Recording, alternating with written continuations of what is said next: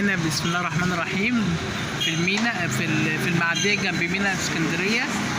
الاسعار هنا بتاعت الجامبو مزادات، الجمبري الجامبو مزادات، حاجات بصي يعني بتصطادي من البحر على طول على المزاد على طول. لسه المزاد ما اشتغلش. الساعة 6 الصبح. محلات اسماك المعدية.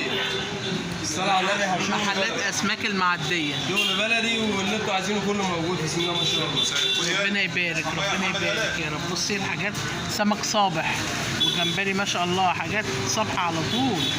لا انواع السمك يا باشا هنا. بص برضه واللي عايز يشتري وري المكان ده. اللي انتوا عايزينه. بص هنا ده الجمبري بتاع الحاجات البسيطة. ده جمبري برضو، وده دنيس. كل دي الحاجات دي مصطادينها لسه طازة.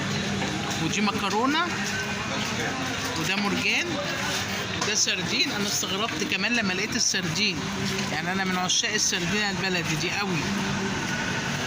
ودي كابوريا نتي اهي. بتعرفي ازاي الكابوريا النتي؟ بسم الله الرحمن الرحيم. بصي عريضة، دي عريضة، دي تعرفيها نتي اهي. حاجات بسم الله ما شاء الله كلها بطارخ. بصي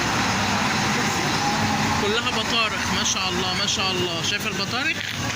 الف هنا الف هنا. عايزه تيجي اشتري تعالي هنا.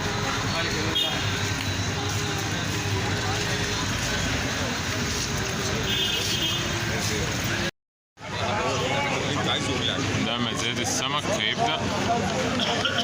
كل انواع السمك اهو، جمبري بانواعه، جامبو وجمبري ازاز، كابوريا، سمك موسى، بولتي، مرجان. الناس كلها واقفة عشان المزاد هيبدأ. كله واقف يبدأ على المزاد. ادي بلح